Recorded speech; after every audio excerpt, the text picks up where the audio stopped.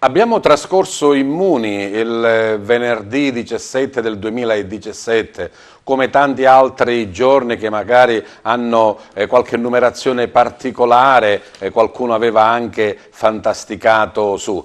Forse ci troveremo meglio con il prossimo venerdì, quando anche in Italia arriva questa tradizione americana, anglosassone del Black Friday, ovvero super sconti in diverse attività commerciali. Ecco, quello forse magari ci potrà interessare in maniera particolare. La cosa che invece è stabile è la presenza di Televideo Agrigento con Target anche questa settimana direttamente nelle vostre case, sul digitale terrestre, l'LCN 92 in tutta la Sicilia e anche parte della Calabria meridionale. Naturalmente poi la grande invenzione della rete di internet ci permette, grazie allo streaming, di poter irradiare il nostro programma praticamente in tutto il mondo, quindi se ci sono dei vostri amici, dei vostri parenti o comunque, come sappiamo, tantissimi siciliani e agrigentini sparsi per il mondo che vogliono avere informazioni su quello che succede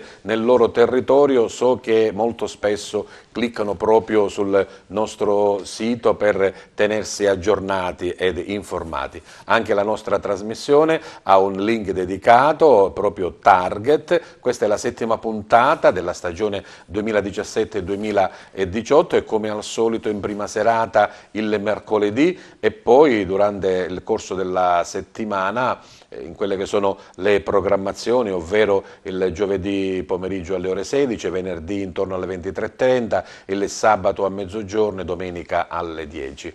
A proposito, e qui non è pubblicità, o comunque in realtà è anche pubblicità, c'è Tele7 che dà poi la nostra programmazione, quindi diciamo come succede nelle televisioni, in pubblicità, Tele7 c'è la programmazione di Televideo Agrigento. Bene, allora continuando, anzi iniziando la nostra trasmissione, passo subito a presentare gli ospiti della puntata di questa sera. Come vedete dall'inquadratura generale che il nostro regista già vi ha dato, insomma uno studio abbastanza pieno, tratteremo argomenti interessanti ed importanti. Iniziamo subito dalla mia sinistra con il presentarvi una vecchia, nel senso che è da molto tempo che viene qua, ma non per l'età, conoscenza di Target. Lina Urso Gucciardino è la presidente del Centro Culturale Renato Guttuso di Favara. Accanto a lei Carola De Paoli, lei è la presidente dell'ANDE, l'acronimo sta per Associazione Nazionale Donne Elettrici.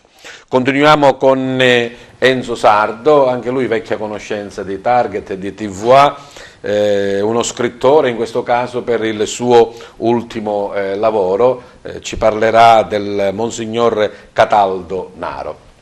Un po' di politica non guasta, ma non nel senso di proposizione, anche di idee, perché lei è una giovane, anzi è la coordinatrice dei giovani di Forza Italia, Lilli Dinolfo. Sempre un piacere tornare. Una settimana particolare, un giorno particolare, il prossimo 25 è la giornata nazionale contro la violenza sulle donne. Ne parliamo con l'assessore comunale alle pari opportunità del comune di Agrigento, Gerlando Riolo.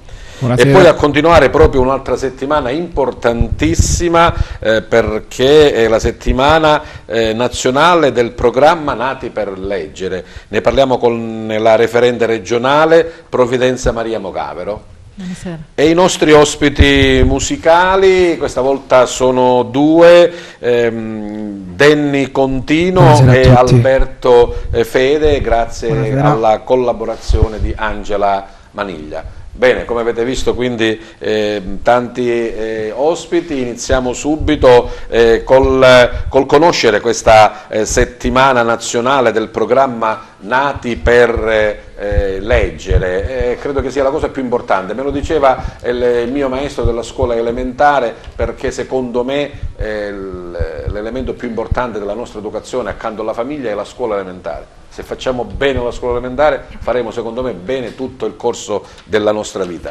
Per imparare a scrivere, mi diceva, perché lui era un giornalista, prima devi saper leggere. E quindi nascere per leggere è un buon inizio, dottoressa Mogavero.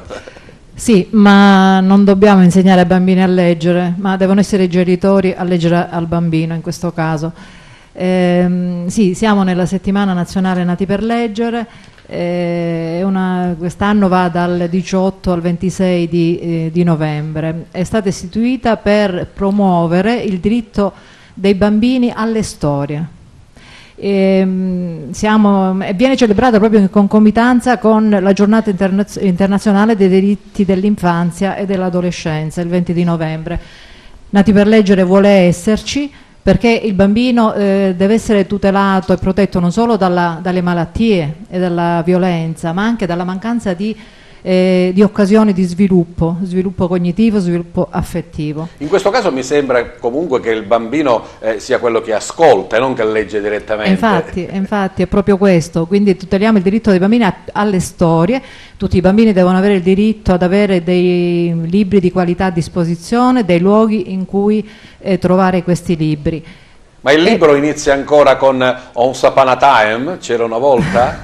C'era una volta, sì, ma guardi, l'importanza del libro è fondamentale. Nati per Leggere infatti vuole promuovere la lettura ad alta voce fatta dai genitori ai bambini della fascia 0-6 anni. Questo perché vi sono degli studi che lo dimostrano, la lettura ad alta voce condivisa in famiglia, la lettura come pratica quotidiana da parte del genitore al bambino, produce dei benefici notevolissimi nel bambino, dal punto di vista relazionale, dal punto di vista cognitivo.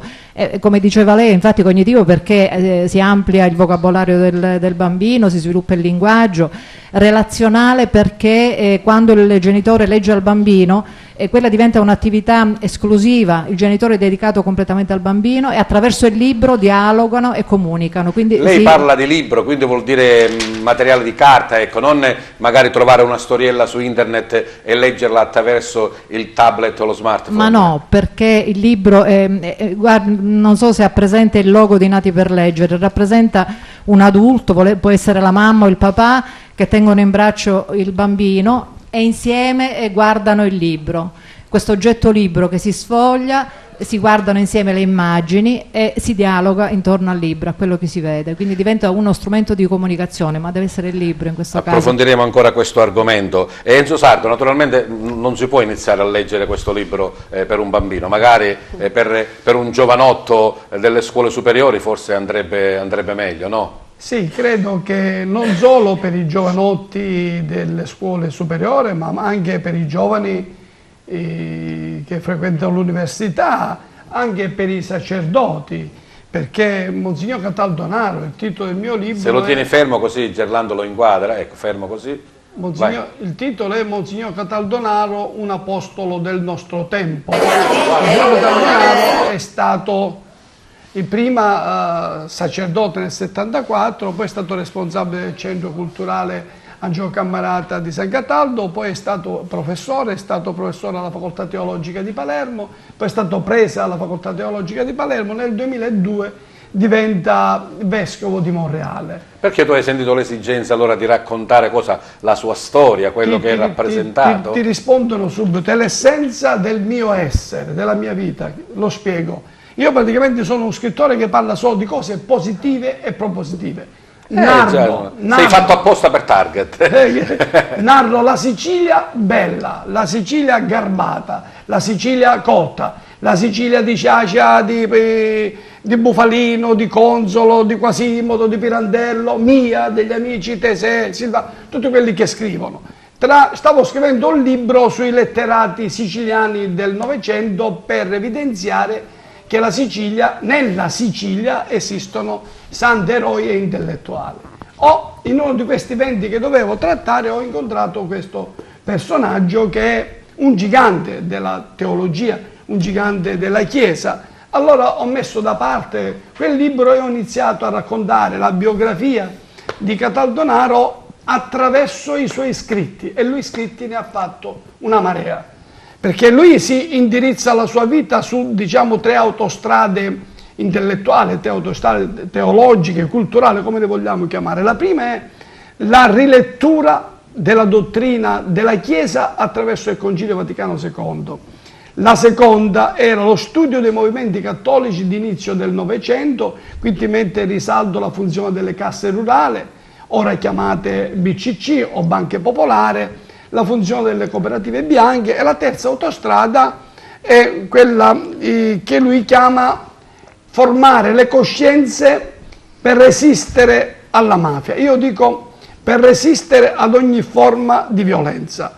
E quindi, trattando di queste cose e dovendo essere attuale, altrimenti rischio di appartenere alla storia passata, ho cercato di sviluppare questi argomenti e di portarli ai nostri tempi. Bene, abbiamo accennato allora a questa importante figura del Monsignor Cataldonaro, poi magari ti pregherei se c'è qualche piccolo episodio o qualcosa che magari può stuzzicare di più la lettura del tuo libro, ce lo accennerai. E a proposito di libri, in questi giorni il Centro Guttuso è sommerso di libri, di elaborati, di poesie, perché insomma è già stata definita la griglia dei vincitori della 19ª edizione del premio di arte e cultura siciliana intitolato a Buttitta. Un grande lavoro per tutta la commissione, 19 anni e tutto va bene, dobbiamo dire? Sì, sì, almeno penso di sì. Vedi, questa è una tappa, diciamo, importante e necessaria, perché da quando è nato il Centro Guttuso l'impegno è stato quello, sempre di cercare di portare un contributo per il miglioramento culturale e sociale. Ora, il premio Buttitta era necessario perché l'obiettivo è quello di accostare i giovani, perché il perno, diciamo, principale delle nostre attività sono i giovani. Sì, stranamente si pensa che quando uno fa un premio per delle opere in dialetto siciliano siano i vecchietti, insomma un po' i nostalgici a presentare gli elaborati. No. Invece tantissimi ragazzi, invece, anche di scuola elementare. Anche di scuola elementare, scuole superiori, soprattutto la cosa bellissima sono i conti che fanno. Il mio rammarico è questo, che purtroppo devo dirlo, ci sono sempre le istituzioni che dimenticano che la cultura è vita, perché c'è un materiale proprio che abbiamo di tutti questi scritti dei ragazzi, delle poesie dei conti, che veramente essere perduti è un peccato veramente. Avrebbero bisogno di divulgazione. Ecco, noi con questo premio vogliamo accostare proprio i ragazzi, non solo conoscere la lingua siciliana, gli usi, i costumi, le tradizioni, e soprattutto penso che oggi, come oggi, è necessario i valori della nostra Sicilia, gli antichi valori. Sono state una ventina, credo, le scuole che hanno partecipato. Le scuole hanno partecipato, più di 20 scuole, perché quest'anno, a parte il concorso letterario che è stato un successo, sono arrivate più di 600-700 poesie e conti da tutte le scuole della provincia di commissione, insomma, appunto, povera pure io, che dovevo coordinare un po' tutto. Tutto questo materiale, ma soprattutto la cosa bella è quando da 3 anni abbiamo istituito il Festival della canzone siciliana, perché veramente è una cosa bellissima e quasi commovente sentire con quale entusiasmo i nostri ragazzi cantano le canzoni siciliane e ballano, diciamo, i balli di una volta. Io ne sono parte attiva perché faccio parte, purtroppo, ahimè, di questo centro, e devo dire che, Assessore Riolo, non c'è più la canzone siciliana è quella di una volta, ma addirittura ci sono le scuole, quelle magari un po' più professionalmente indicate ad indirizzo musicale, che fanno le canzoni siciliane nuove.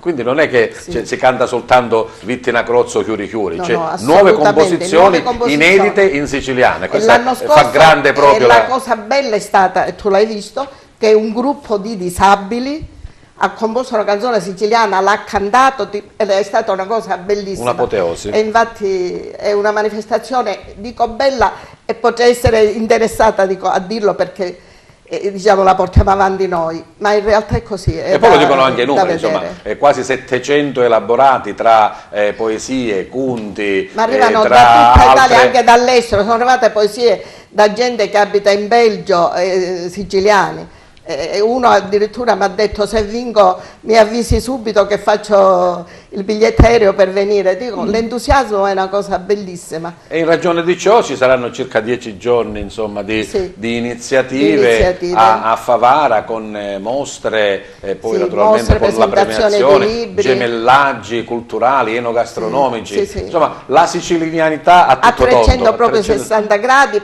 praticamente tutto quello che sono le tradizioni, l'arte, la cultura, soprattutto dico anche il convegno enogastronomico. E poi abbiamo anche ogni anno il gemellaggio con un comune diverso da quello nostro, una realtà diversa. Quest'anno? Quest'anno abbiamo Caltabellotta. Caltabellotta, andiamo in perché montagna. Siccome il tema che portiamo avanti è l'olio, l'ulivo, con Caltabellotta ci accomuna questo. Dottoressa Mogavero, qualche racconto in siciliano si può leggere ai bambini? Perché no? Guardi, i bambini sono attratti non tanto dal significato delle parole che magari non conoscono all'inizio, ma dalla musicalità. Ecco, per cui se vi sono per esempio delle rime, delle filastrocche, il bambino è attratto, prova interesse proprio per questa caratteristica, quindi senz'altro. Enzo, hai provato a scrivere in siciliano? No, è difficile, scrivere in siciliano è molto difficile, ma è molto difficile anche la lettura in siciliano, per cui io ritengo... È più facile e più sonoro ascoltarlo. Sì, ma anche quando ascolti una canzone non ascolti le parole, ascolti, come diceva poco fa la signora, è la musicalità, no? Se tu senti la Virgin Head, questi canti tutti che sono canti belli, Vittina Crozza, no? Ma se tu segui le parole poi ti accorgi che... E poi abbiamo notato una diversità di linguaggio, ecco, per questo io ho un po' difficoltà per esempio a dire che il siciliano è una lingua. Sono tante lingua, riconosciuta dall'UNESCO. Sono tante lingue, no? Nel senso che alcune poesie che leggo in dialetto di Ragusa non le capisco, se sono in stretto dialetto ragusano, per dire, oppure messinese. C'è molta differenza. Il fatto che esiste un vocabolario che traduce dall'italiano al siciliano e viceversa vuol dire che già è codificato tutta una serie di terminologia, capisci? Sì, dico, ma molte stesse parole hanno una pronuncia o un modo di interpretarlo diverso da provincia a provincia. Ti do un dato. Il linguaggio, che è l'unico strumento per interagire, è un fatto squisitamente culturale. Oggi a questi fatti culturali la politica di per sé, o chi gestisce di per sé, non è all'altezza di capire il ruolo della cultura di un popolo come quello siciliano, che è l'unico popolo che presenta all'interno della sua struttura una serie di dominazioni diverse, per cui tante culture diverse che ancora oggi convivono anche attraverso il linguaggio e l'uso delle parole. Quelli sono di derivazione araba, quelli di derivazione spagnola, perché non c'è questa attenzione di cui parla la signora Guicciardini, cioè oggi ci siamo tanti volontari che facciamo lo sforzo di mettere in evidenza la parte più bella della Sicilia, e ci sono tanti mascalzoni che tentano di arruffare il più possibile questa Sicilia. Questo già è andato sul lato politico, Enzo, non sul lato dello scrittore.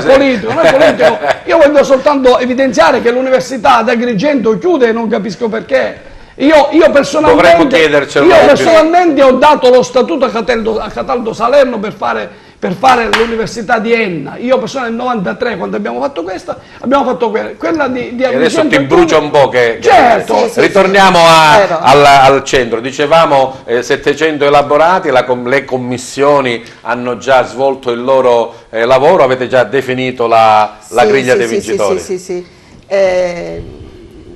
Sono praticamente qualcuno anche di fuori.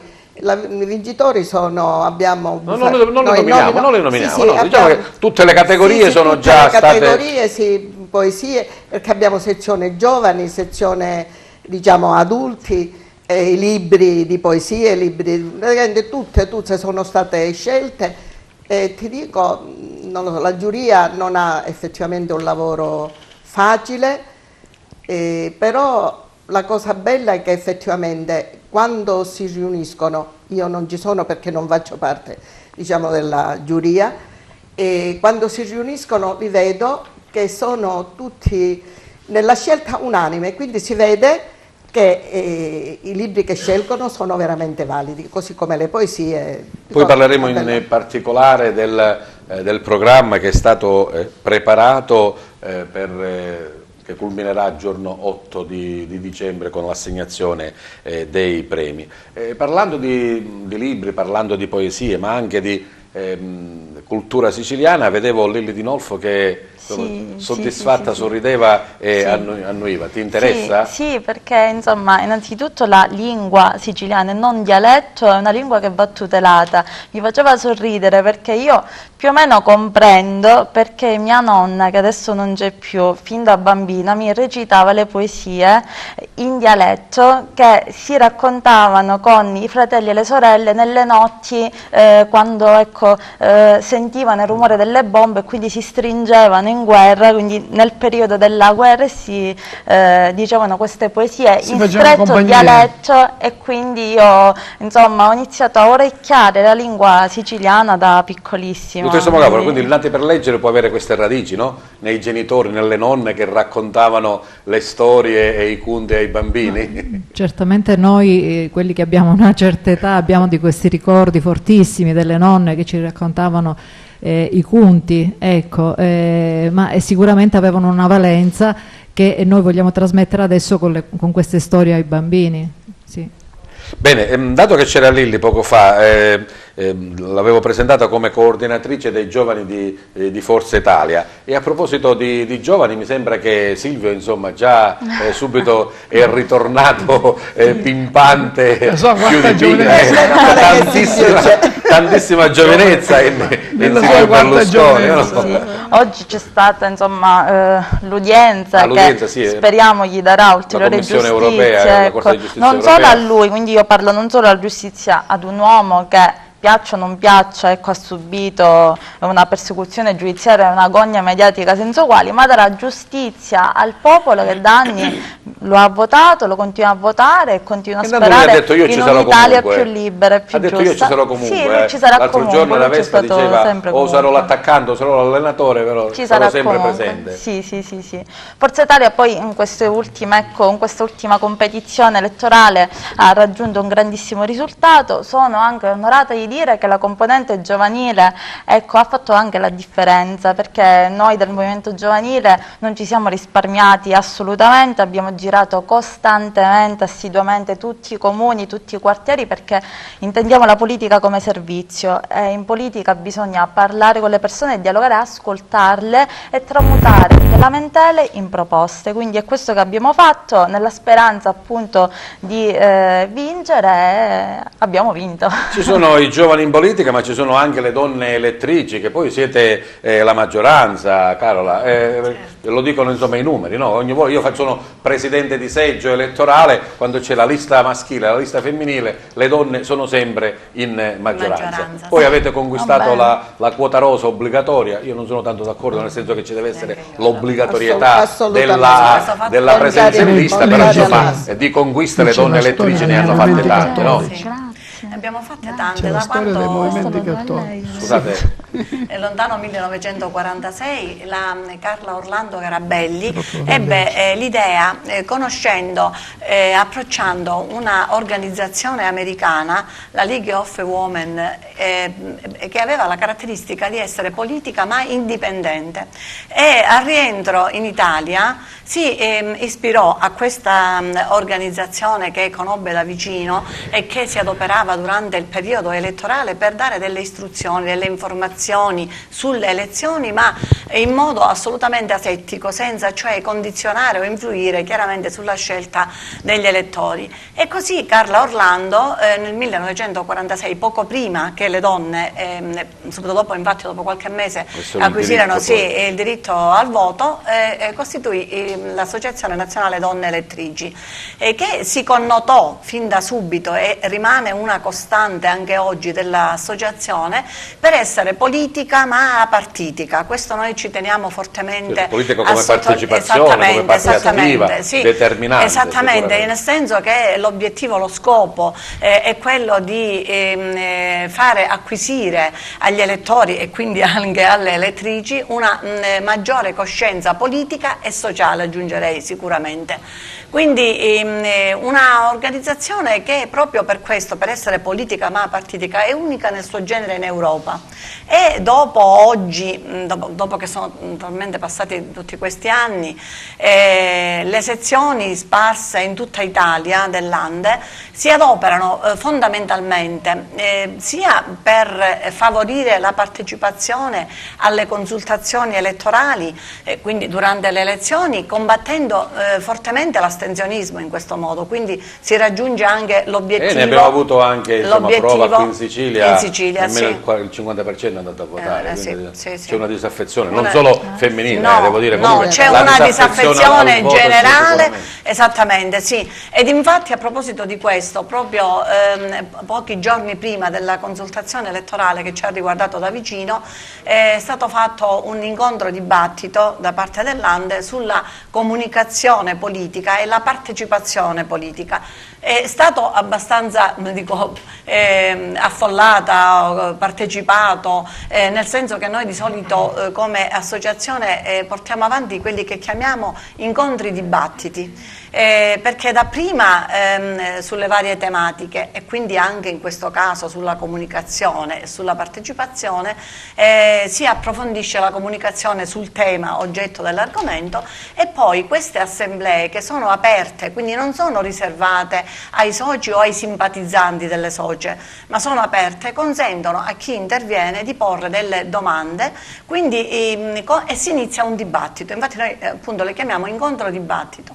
A che servono? Indubbiamente servono ad approfondire la conoscenza, a portare una riflessione, e si crea una sorta di brainstorming che poi è la premessa per la formazione dell'opinione in ciascuno in modo libero, assolutamente non condizionato. Un'attività sicuramente molto importante, una creatività che ha portato anche un premio direttamente a te come presidente e coordinatrice dell'Ande. Sì, nel mio primo anno devo dire che ho avuto questa soddisfazione, raccogliendo però ovviamente anche il lavoro fatto sul territorio da ben 28 anni, lo devo dire, Agrigentino, anche da quel momento sei tu la presidente. Esattamente, sì, perché si voleva riferire all'attività svolta nell'anno appunto 2016-2017, avendo trattato dei temi particolarmente sensibili.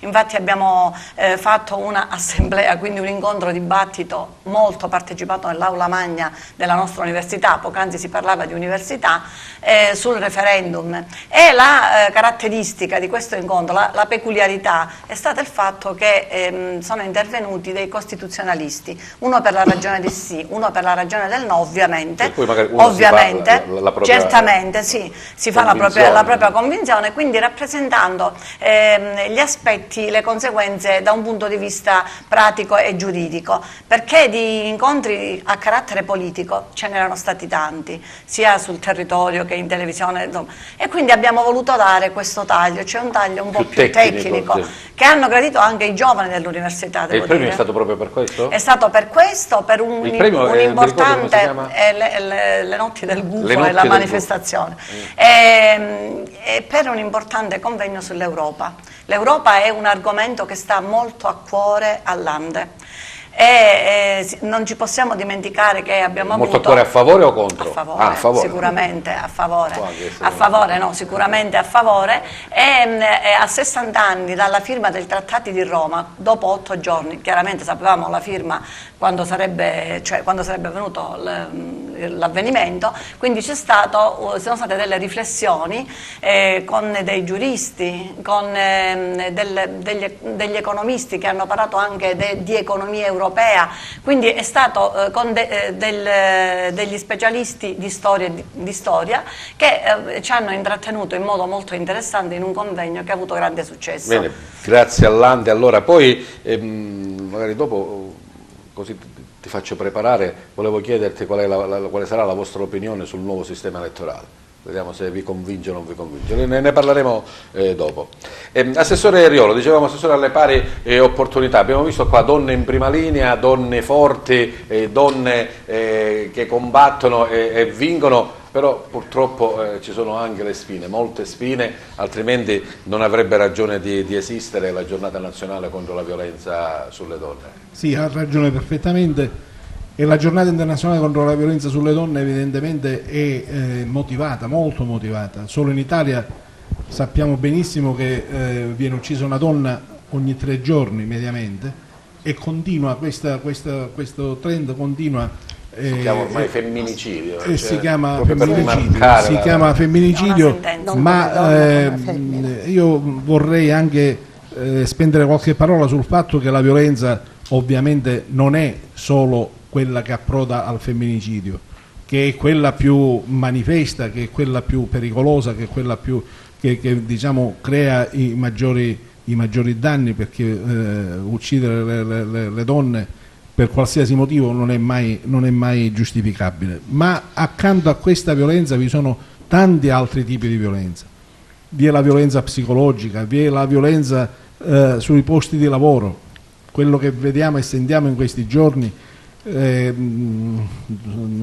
punto di vista così della ingerenza nel mondo del cinema, nel mondo delle attrici, non è altro che l'espressione diciamo eclatante di quello che magari succede in maniera più velata probabilmente in tanti posti di lavoro, dove diciamo che viene esercitata questa sorta di violenza sulle donne, approfittando della posizione di predominio, della posizione di maggiore anche peso. se in questo periodo molte donne sono prefetti, questura, sono magistrati, senza quella forma senza dubbio portiamo quei retaggi culturali che senza ci portiamo dubbio, dietro, abbiamo ora molti dirigenti che sono donne, senza dubbio c'è un allargamento della platea delle dirigenze affidate alle donne, però non basta, sicuramente non basta, e vorrei segnalare anche il fatto che nonostante tutti questi progressi che sicuramente ci sono, c'è sempre quella sorta di mentalità ancora legata a una sorta di maschilismo, per cui se ci sono tante donne magistrato, per esempio, ci sono pochissime donne che sono a capo delle procure, pochissime donne che sono a capo di sezioni importanti della magistratura, così come se ci sono tantissime donne medico, per esempio, anzi ormai sono più le donne medico che non gli uomini medico. E la settimana scorsa parlavamo di maestre, praticamente sono 9 maestre e un maestro, sì, non c'è più il maschietto. Però nonostante questo, poi nei posti apicali, nei posti dove viene impostata e diretta l'attività delle varie strutture, guarda caso è molto difficile trovare delle donne, è molto più facile trovare degli uomini. Un elemento purtroppo quasi dominante della violenza è la famiglia, e invece dovrebbe essere la parte più sicura, dovrebbe no? essere il luogo più sicuro, e invece purtroppo sappiamo benissimo, per tutto quello che sentiamo, che molto spesso è proprio il luogo dove maggiormente viene esercitata la violenza, indipendentemente peraltro dalla condizione economica, indipendentemente dalla cultura, indipendentemente da tanti aspetti che dovrebbero in qualche modo salvaguardare le donne dal subire queste violenze. Eppure scopriamo sempre con raccapriccio quasi il fatto che all'interno delle famiglie, quindi all'interno delle mura domestiche, viene esercitata violenza gratuita e certamente non giustificata. Una violenza da condannare su tutti i fronti. E poi mi dirà qualcosa anche su quello che avete preparato direttamente il giorno 25 in occasione della giornata nazionale. Ne parliamo dopo, Assessore. E volevo far ritornare in campo Lilli Di Noffo per dire, insomma, questa voglia dei giovani. Vero che c'è stato oltre il 50% di astensionismo, che i giovani forse sono distratti da altre cose, non interessati direttamente alla partecipazione politica, però ci sono ragazze come te, insomma, che vogliono dire la propria. Sì, allora innanzitutto vorrei ribadire che vincere sicuramente non significa soltanto esultare e gioire. Sapevamo già dall'inizio, quindi già quando abbiamo palesato il nostro impegno, che ci stavamo caricando di responsabilità. Io in questo caso non voglio soltanto rappresentare i giovani di Forza Italia, ma i giovani che vogliono fare. A proposito, prima con il dottore Sardo abbiamo operato uno scambio, lui mi ha dato il suo libro, io gli ho dato il programma di Forza Italia Giovani. Qualche mese fa Dario Moscato, che è il nostro coordinatore regionale, ha richiamato i referenti giovanili di tutte le province, ci ha riuniti ci ha diviso in dei tavoli programmatici per temi e abbiamo scritto il programma di Forza Italia Giovani. Poi il lavoro è stato assemblato ed è nato, è nato questo. È nato questo, abbiamo toccato vari temi, infrastrutture, sanità, formazione, vari temi che più che temi sono problemi poi, no? Per esempio prima si parlava della violenza che subiscono le donne. In questo programma c'è anche l'istituzione di sportelli informativi e di tutela alle donne, quindi i centri antiviolenza. Si è parlato di università e noi nella sezione che riguarda la formazione abbiamo parlato anche di istituire dei protocolli d'intesa tra università e assessorati regionali alla formazione e allo sviluppo per andare a intercettare quei corsi di laurea che siano attinenti e inerenti ai sbocchi occupazionali che insomma sono più frequenti. Ecco. Ci fa piacere sentire insomma questo tuo entusiasmo, questa tua voglia di partecipare, e mi fa anche piacere il fatto di dire o in Forza Italia o in qualsiasi altro partito, l'importante è che si è presenti e si partecipi. Bene, come avete visto tantissimi argomenti importanti, come al solito magari noi forse riserviamo troppo poco tempo all'importanza dell'argomento, però già lo affrontiamo e lo diffondiamo al vasto pubblico di Televideo Agrigento e di Target in particolare. Una breve pausa musicale, ne abbiamo due ospiti in questa nostra puntata che però provengono entrambi dalla stessa scuola di formazione. Iniziamo con Alberto. Allora Alberto, dici qualcosa di te. Alberto Fede. Sì, salve a tutti, sono Alberto Fede e canto da 6 anni. Quanti anni hai? Io ho 20 anni. Già scuola fatta? Sì, ho fatto le superiori, sono all'università. Frequento Quindi l'università il tuo impegno come cantante cos'è? Un impegno solo di gioia, di hobby, o vorrebbe anche essere professionale? In realtà vorrebbe anche essere professionale, però ovviamente nel canto non c'è una strada ben precisa per poter intraprendere questo sbocco, insomma, quindi è un hobby insieme, cioè io faccio l'università come cosa principale, ovviamente. Però vai anche a scuola di canto, insomma, perché non basta quella che è la dote naturale, bisogna anche perfezionarla con la tecnica, con tutto quello che c'è. La dote naturale deve essere ovviamente alla base, però sì, la scuola di canto serve. È importante per poter maturare anche il nostro strumento, perché è uno strumento come tutti gli altri. Nel tuo essere cantante c'è qualche punto di riferimento, o comunque qualcuno che ti piace più degli altri?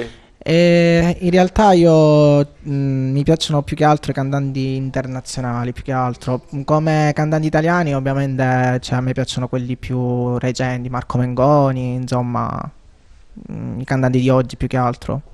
Cosa ci fai ascoltare adesso? Una canzone di Alex Britti, Oggi sono io. Bene, conquista allora il centro del nostro studio per Target. A voi Alberto Fede.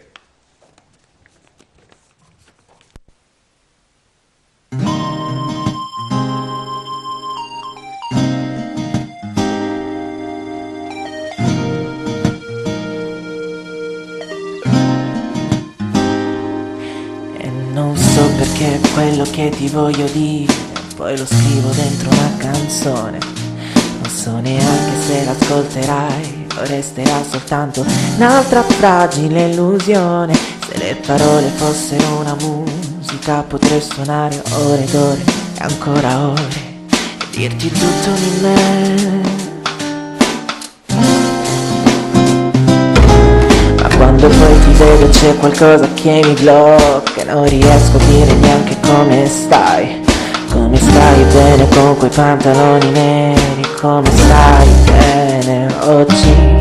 Come non vorrei cadere in quei discorsi già sentiti 1000 volte e rovinare tutto. Come vorrei poter parlare senza preoccuparmi, senza quella sensazione che non mi fa dire che mi piaci per davvero, anche se non te l'ho detto, perché squallido provarci solo per portarti a letto e non me ne frega niente se dovrò aspettare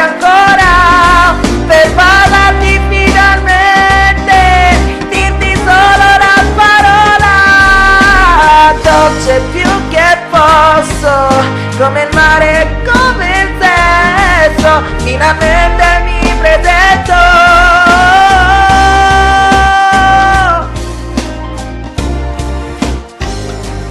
E così anche questa notte è già finita e non so ancora dentro come sei, non so neanche se ti rivedrò, o resterà soltanto un'altra inutile occasione, e domani poi ti rivedo ancora e mi piaci per davvero, anche se non te l'ho detto, perché squallido provarci solo per portarti a letto, e non me ne frega niente se non è successo ancora, aspetterò quando è il momento e non sarà una volta sola, spero più che posso che non sia soltanto sesso, questa volta lo pretendo, preferisco stare qui da solo che con una finta compagnia, e se davvero prenderò il volo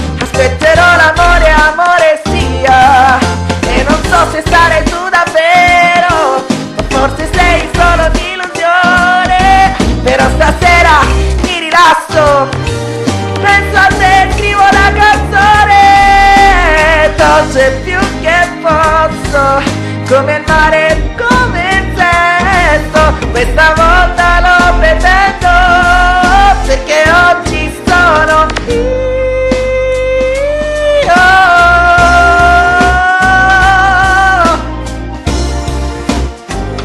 Oggi sono io.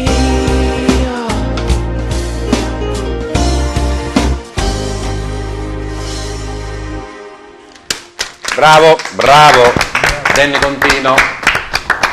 Bene, proseguiamo allora. Avevo chiesto a Enzo Sardo di raccontarci, non lo so, qualche aneddoto, qualche cosa di particolare per magari invogliare i lettori a leggere questo tuo lavoro sul Monsignor Cataldonaro, Enzo. Il vescovo Monsignor Cataldonaro si è trovato in una circostanza molto complessa e delicata, recandosi in un paese della propria diocesi, all'uscita della chiesa i fedeli lo hanno letteralmente aggredito.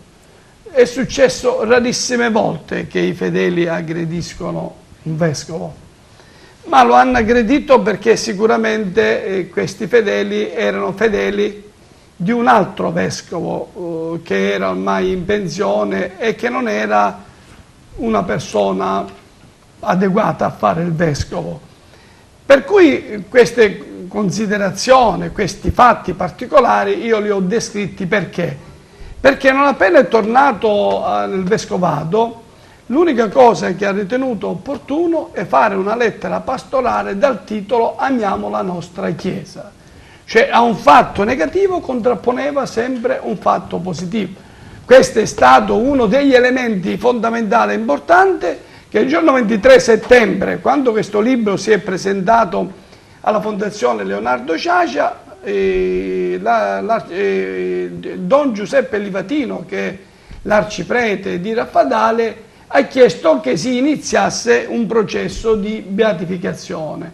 Perché? Per una serie di angherie che ha subito e per una serie di risposte che ha dato, che erano tutti dati da una persona che oltre al vescovo era una persona beata, perché solo chi è beato, solo chi vive in uno stato di santità, di beatificazione, può dare alcune risposte. Quindi l'attualità anche del suo pensiero. Certo, ma ha scritto la lettera pastorale, amiamo la nostra Chiesa, cioè non ha detto amate la nostra Chiesa, amatela voi, amiamola tutta, perché lui aveva un grande concetto di quello che è il termine che la Chiesa spesso usa, che è quello di misericordia, di carità, di solidarietà, di bene comune. Ecco perché è un personaggio importante ed deve essere conosciuto, perché questa nostra Sicilia e questa nostra Italia perde 10 giorni di tempo per parlare di una persona che non merita questi 10 giorni di tempo, nemmeno io lo voglio nominare, mentre non parla delle persone che hanno sacrificato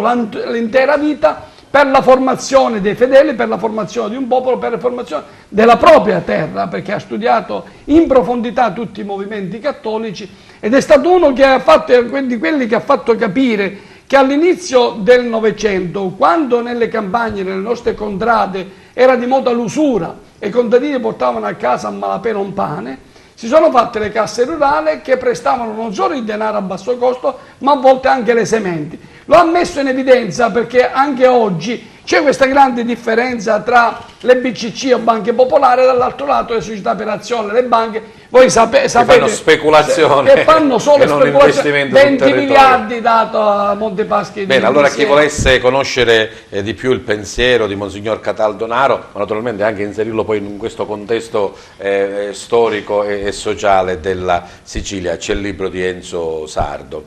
Ritorniamo ai nati per leggere, dicevamo questa settimana nazionale, c'è qualcosa in particolare in programma oltre che leggere i libri ai propri figli? Per leggere si fonda sulla lettura ai bambini da parte dei genitori, ma vengono fatte tutta una serie di azioni proprio per invogliare i genitori a leggere ai propri bambini. Beh, intanto si sviluppa nei vari territori attraverso l'azione di diverse persone, di diversi operatori. Vengono coinvolti pediatri, bibliotecari, educatori, insegnanti, altri operatori sanitari. Tutte queste persone lavorano in rete proprio perché il loro messaggio sia più forte, per raggiungere più capillarmente le famiglie con il messaggio di cui parlavo prima, appunto, che la lettura condivisa in famiglia è uno strumento molto importante per la crescita sana dei bambini. Date delle indicazioni alle famiglie sulla tipologia di lettura da fare? Sì, certamente, perché la lettura che noi proponiamo è una lettura dialogica, viene chiamata così proprio perché si basa sul dialogo che avviene tra genitore e bambino, quindi come dicevo prima ci si mette il libro davanti e il genitore e il bambino diventano i coprotagonisti della storia, insieme leggono la storia, perché il genitore deve cercare di suscitare nel bambino delle domande alle quali risponde e così si va avanti, quindi con un dialogo continuo. Quindi è uno strumento di relazione attraverso il quale il genitore conosce meglio il proprio bambino e instaura questa relazione forte. Una cosa personale che molto spesso quando i miei figli erano piccoli, più che leggere raccontavo delle storie che poi erano le cose che mi raccontava anche mia mamma quando ero bambino, e naturalmente ogni sera non è che usavo lo stesso linguaggio, no, le stesse parole, cioè mio figlio mi correggeva, cioè se io cambiavo la parola, cambiavo l'aggettivo, no, mi diceva, vedi che avevi detto che non lo so, il principe era biondo invece di essere perché bruno, i bambini memorizzano tantissimo, ecco. Tant'è che poi le storie alla fine le ripetono, pur non sapendo leggere, ripetono le storie come se leggessero. E a proposito delle azioni di cui lei mi chiedeva, sì, stiamo realizzando proprio in questa settimana diverse iniziative. Ieri ne abbiamo fatta una ad Agrigento che ha raccolto la provincia, l'abbiamo fatta all'interno della biblioteca comunale, abbiamo coinvolto 2 istituti comprensivi di Agrigento che hanno risposto facendo arrivare dei bambini con i loro genitori, bambini della scuola dell'infanzia. Quindi tutto questo in collaborazione con l'assessorato alla pubblica istruzione all'infanzia di Agrigento, quindi è stato un bel momento, devo dire una bella mattinata, con una mostra di libri che avevamo allestito al riguardo, libri nati per leggere, e tante letture che abbiamo fatto ai bambini. Vi sono anche dei volontari che si spendono per la diffusione di questo programma.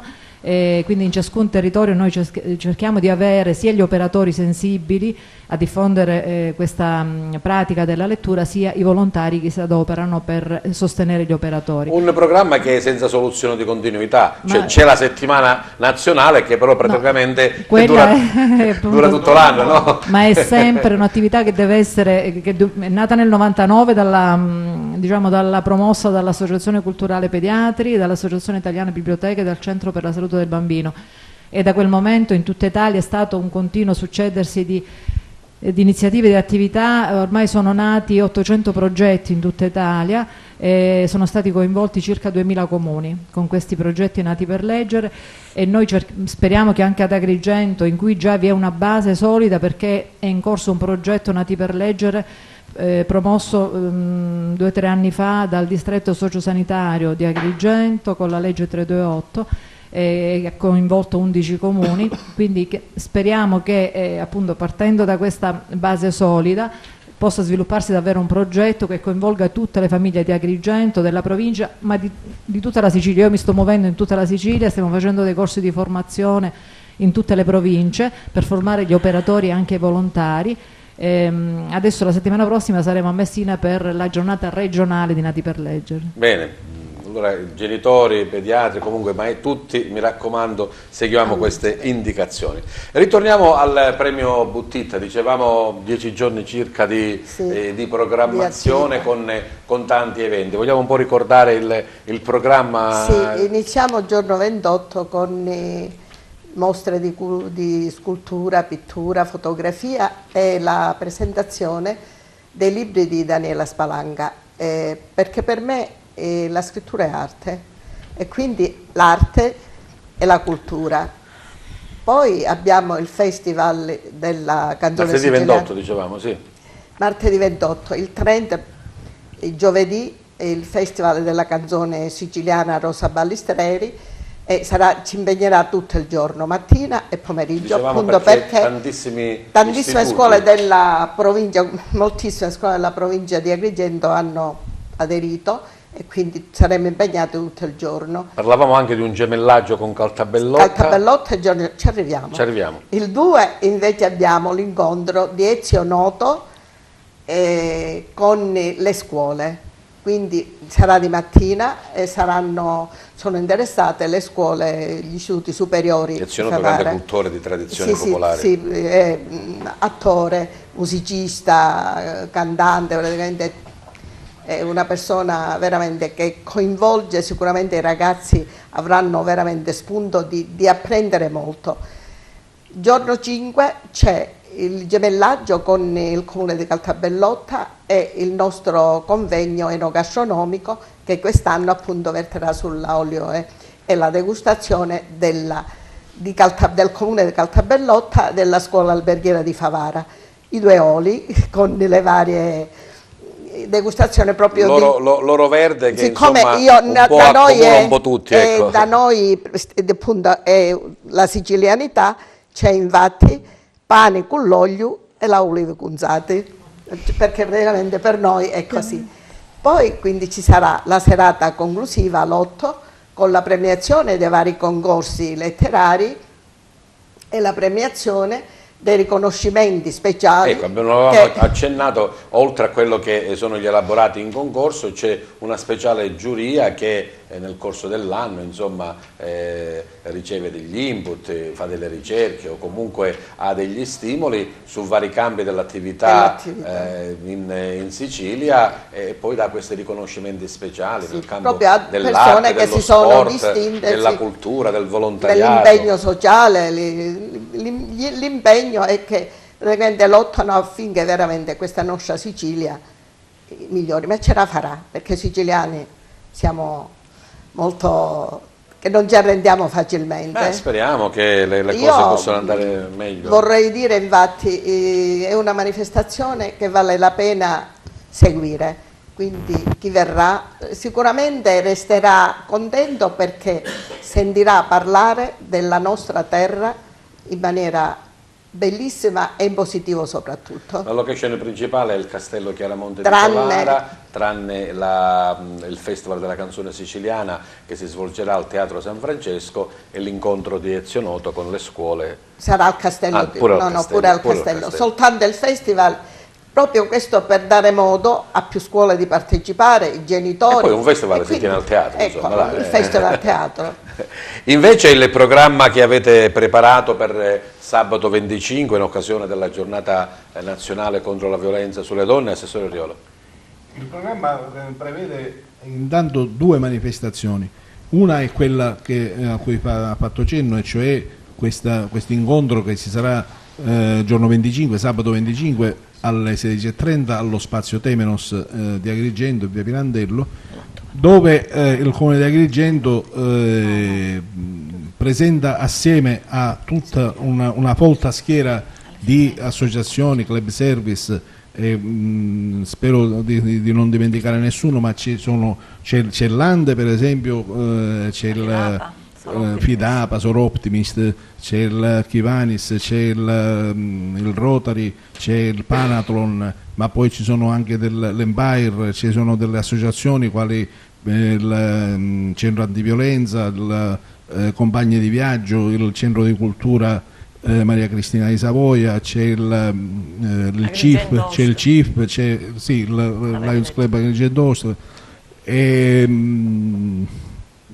Chivani, se l'ho detto, insomma, sono 14 a volte quando si ripete 14 associazioni e club, per cui in effetti abbiamo voluto intitolare Uniti contro la violenza contro le donne. Io penso che questo sia un messaggio che vada diffuso, che vada accettato e sostenuto da tutti, perché è dall'unione probabilmente che si può tentare di partire per diffondere questa cultura contro la violenza sulle donne.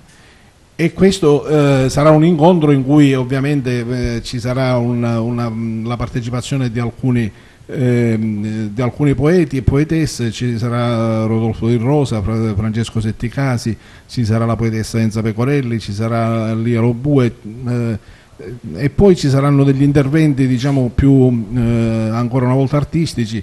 Ci sarà Lina Gueli che presenterà un brano dal lavoro Cartoline Colorate, ci sarà una cantante, Scramuzza, che ci presenterà alcune canzoni, e la psicologa Olga Milano che darà, diciamo, un momento di interpretazione, sì, proprio del concetto di violenza e di violenza sulle donne. Questa è la manifestazione che sarà condotta da Simona Carisi, e speriamo di non annoiare. Abbiamo scelto la formula questa di un'unica rappresentazione, un unico momento di incontro, per evitare il ripetersi di tante manifestazioni che poi ovviamente diciamo si creano doppioni, si creano... E da qui insomma l'intitolazione Uniti, ecco, proprio per esatto, questo. Infatti ho voluto chiamarlo proprio Uniti contro la violenza sulle donne.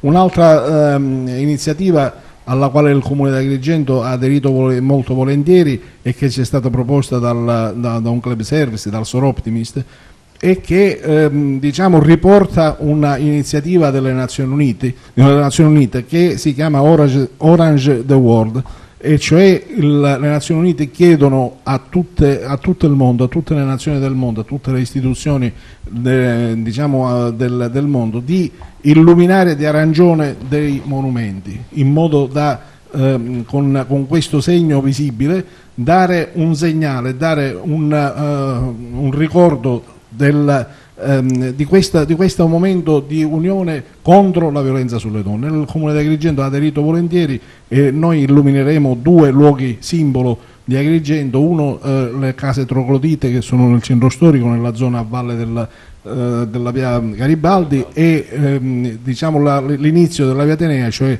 Porta di Ponte, e saranno illuminate dal giorno 25 al 10 di dicembre. Abbiamo voluto, diciamo, partecipare con piena convinzione a questa iniziativa, che mi sembra sia veramente lodevole e veramente diciamo, da apprezzare e da sostenere. Bene, grazie allora di questa informazione, Assessore Riolo. Lelli Di Noffo parlava prima di questo libretto, di questo programma, sì, che avete stilato, però insomma, sai come, di programmi se ne fanno tante, poi ci sono le elezioni, io faccio questo, faccio quello. No, questo è un impegno, cioè noi lo abbiamo proposto. Un impegno è uno stimolo, deve essere. È uno stimolo, ma è un nostro impegno, nel senso che noi lo abbiamo proposto sia quando ancora, insomma, ai candidati alla nostra lista, quando ci stavamo avvicinando al voto, lo abbiamo proposto a tutti i candidati, quindi chi vince, avete l'impegno di portarlo all'Assemblea regionale siciliana. Lo abbiamo proposto a chi ha vinto e lo ha letto anche il designato, il vicepresidente Armao, l'ho fatto leggere io al vicepresidente Armao, e ha apprezzato il nostro lavoro e sono certa che darà voce al nostro programma. Noi daremo tempo 6 mesi, ti prenoto già per la fine di giugno, quando terminerà questa stagione di target, per vedere un po' se in realtà magari qualcosa, ecco, qualche piccola lettera di quello che voi avete proposto si sta realizzando. Agrigento. Compreso l'Università di Agrigento. L'impegno a fare un programma sull'università direttamente, Enzo, va bene? Sarebbe Allora, avevo chiesto all'Ande di pensare, di esprimere un pensiero sul Rosatellum bis, su questa nuova legge elettorale che dovremmo insomma sperimentare e votare. Si parla già di probabili elezioni a marzo. Che pensiero ve ne siete fatte, Ande? La cosa curiosa è che sia il direttivo dell'Ande, ma anche, faccio una piccola premessa, cittadini che ci hanno avvicinato e anche esponenti del mondo culturale mi hanno espressamente manifestato il desiderio che si facesse un incontro, un dibattito di cui appunto parlavo poco fa nel nostro stile, sulla legge elettorale. Io ho dato assicurazione che certamente questo sarebbe accaduto, ma nell'anno 2018 e siamo in una fase programmatica perché capiamo che ci sono molte aspettative, nel senso di una conoscenza che porti, bisogna un po' studiarla, che porti ma una conoscenza non solo da parte nostra, ma anche da parte di chi si avvicinerà, i cittadini che ci avvicineranno, che hanno sempre più, e questo a noi fa piacere perché lo scopo è quello di coinvolgere, di fare accrescere le coscienze da un punto di vista politico-sociale, come dicevo poco fa, la consapevolezza, e quindi sicuramente noi ci attrezzeremo con dei giuristi, delle persone che siano nelle condizioni di dare dei chiarimenti su tutto quanto. Indubbiamente raccogliamo già fin da ora degli humors un po' perché questo sistema misto chiaramente ha un po' magari deluso diciamo, le aspettative di chi avrebbe preferito un ritorno al puro. E anche alla preferenza che in realtà non c'è. Qualcosa naturalmente in questo senso è arrivato, però vedremo bene, così come ci verrà appunto rappresentato nelle conseguenze che può determinare chiaramente, quali possono essere gli aspetti positivi, come in tutte le cose, gli aspetti positivi, quindi luci e ombre.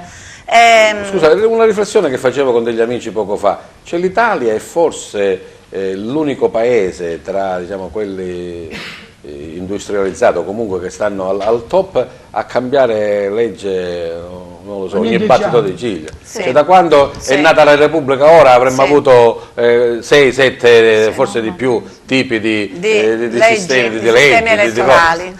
La Germania ne ha fatto uno, da 70 anni che è sempre quello e va bene. Cioè noi qua ogni 6 mesi, ogni 6 anni, ogni 10 anni cambiamo, una volta proporzionale, una volta il maggioritario, poi con preferenza, senza preferenza, i collegi, le regioni, insomma non se ne capisce proprio niente. Proprio di questo si è accennato, se ne è parlato, ma non tanto accennato, se ne è parlato nel convegno sulla comunicazione politica e sulla partecipazione, perché in effetti sono state individuate diverse concause che hanno creato questa sorta di disaffezione da parte dei cittadini verso le istituzioni, verso le forze politiche. Attenzione, parliamo di tutte, parliamo in modo apartitico, perché questo l'ho detto in premessa e lo ripeto, è nello stile dell'Ande. Quindi non potevamo non registrare, non cogliere questo allontanamento, questa disaffezione, che probabilmente uno dei motivi che si può ricollegare, che ne può essere la causa, potrebbe essere anche questo a cui accennava lei, perché una certa parte dell'elettorato possibilmente meno attento, tra virgolette meno acculturato, nel senso che non è in condizioni velocemente di seguire tutte queste dinamiche, si trova disorientato, quindi si trova spiazzato e decide di isolarsi, di non partecipare, quello che noi dobbiamo assolutamente combattere ed evitare. Va bene, allora ritorniamo per chiudere al nostro secondo ospite musicale. Prima della sua esibizione voglio ricordare ai nostri gentili ospiti che poi nel salutare chi ci ha seguito non lo dovete fare in maniera diciamo normale, no? Grazie, buonasera, arrivederci, ma dovete farlo con un pensiero, una frase, una citazione, insomma un buon proposito, ognuno nel vostro campo di applicazione, perché noi siamo positivi, Enzo, e vediamo il bicchiere sempre mezzo pieno. Bravo. Allora, abbiamo prima conosciuto Alberto Contino, adesso conosciamo Denny Contino. Scusa, Alberto Fede lo abbiamo conosciuto, lui è Denny Contino. Denny Contino. Raccontaci un po' di te, Danny. Sono Danny Contino, ho 15 anni, frequento il secondo liceo scientifico Leonardo ad Agrigento. Sei di Agrigento? Sì, di San Leone per lo specifico. Iniziato a cantare quando? Anche tu da bambino? Piccolo, avevo 5 anni. Hai già avuto delle esperienze, diciamo, così, Sì, diciamo, di esibizione diverse. esterne? Sì. Ho avuto diverse esperienze, la mia ultima esperienza risale a ottobre. Ho vinto un programma televisivo che si trasmette su Sky, ho vinto una collaborazione discografica con una casa di Milano e niente, sono molto felice di questo. Dicevamo prima con Alberto, un hobby, un piacere o potrebbe essere anche un lavoro? No, io vorrei trasformarlo in un lavoro perché non riesco a vedere il mio futuro senza questo, mi annoierei tantissimo a svolgere un lavoro normale non perché io non abbia le qualità ma perché non sono fatto per questo. E questo, ti piace la musica e cantare, Sì. insomma, è questo il tuo futuro, è questo. Sì. Per farlo, come dicevo prima, oltre alle doti naturali ci vuole anche studiare, perfezionarsi, tanta insomma, esperienza. tanta buona volontà e tanta forza. Bene, cosa ci fai ascoltare tu? Mad World di Gary Jules. Ok, allora, conquista il centro del nostro studio a Target per voi, Danny Contino.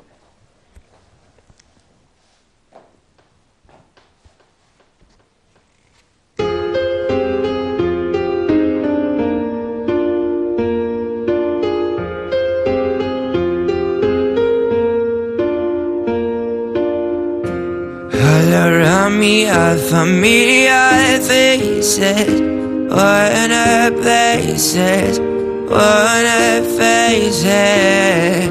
Bright and early for the daily races, going nowhere, going nowhere. Their tears are filling up big glasses, no expression, no expression. And my head I want to draw my sorrow. No tomorrow, no tomorrow. And I find it kind of funny, I find it kind of sad. The dreams in which I dying are the best I ever had. I find it hard to tell you, I find it hard to take. When people run in circles, it's a very, very bad world.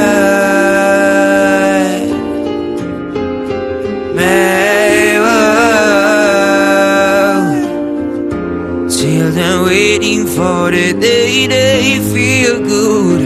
Happy birthday, happy birthday. Make them feel the way that every child should. Sit and listen, sit and listen. Went to school and I was very nervous. No one knew me, no one knew me. Hello teacher, tell me what's my lesson. You cry through me, you cry through me. And I find it kind of funny, I find it kind of sad. The dreams in which I dying are the best I ever had. I find it hard to tell you, I find it hard to take. When people run in circles, it's a very, very bad world. A mad world. A liar world. A mad world.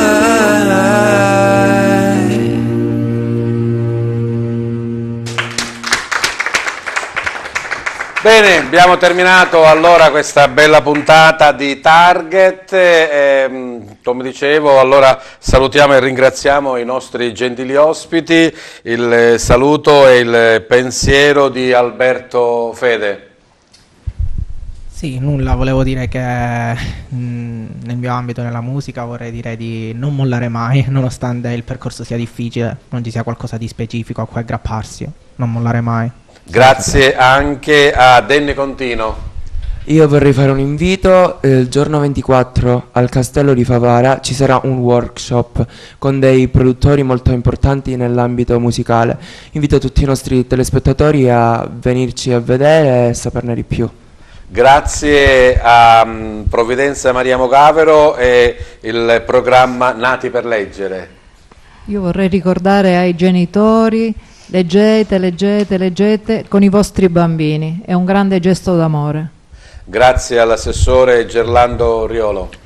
E un augurio e un invito. L'augurio ovviamente è quello di non sentire più sui giornali, in televisione, notizie di violenza sulle donne, e l'invito è quello a partecipare il giorno 25 a questa manifestazione che faremo.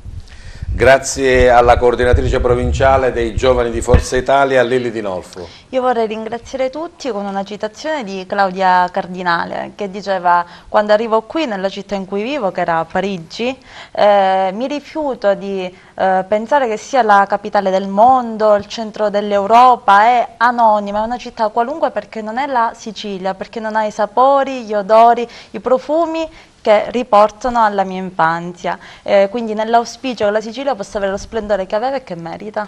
Grazie a Enzo Sardo e al suo libro sul Monsignor Cataldo Naro. Amiamo la nostra terra di Sicilia, amiamo i nostri giovani e amiamo la questione che attraverso la cultura dobbiamo essere in grado di fare ritornare tutti i nostri giovani, tutte le nostre intelligenze che si trovano in giro per il mondo. Devo dire che è una vergogna, qualcuno ha la responsabilità e qualcuno fa finta di non assumersene perché non gli sembra tanto bene, anche perché tutti dicono la responsabilità è di nessuna delle cose, invece no, ci sono delle responsabilità precise. La cultura ha un ruolo importante e fondamentale. Non sono sufficienti i volontari devono avere la capacità di interagire con le strutture, a volte anche in maniera determinante e pesante, per far sì che l'unico obiettivo che dobbiamo avere noi siciliani, di amare la nostra terra e di riportare nel nostro territorio tutte le nostre intelligenze. Era un saluto, Enzo, non è un altro discorso. Grazie anche a Carola De Paoli e a Lande. Sì, io vorrei riportare una frase di Voltaire che si trova nell'home page del nostro sito, che invito a consultare, www.andeonline.org, dove ci sono tutte le informazioni sul nostro sito, e che credo che sia emblematica dello spirito democratico e di libertà che connota la nostra associazione. La frase più o meno dice questo: non condivido quello che dite, ma lotterò fino alla morte affinché possiate dirlo. Grazie a Lina Urso Gucciardino, al Centro Guttuso e al Premio Buttitta. Io come sempre mi rivolgo ai giovani e dico: siate sempre voi stessi, sognate e lottate affinché questi sogni si realizzano. Grazie della vostra presenza e partecipazione. Ricordiamo al nostro pubblico il nostro indirizzo email è target.tva@gmail.com. Grazie della vostra presenza e partecipazione e grazie del vostro ascolto. Buona serata a tutti.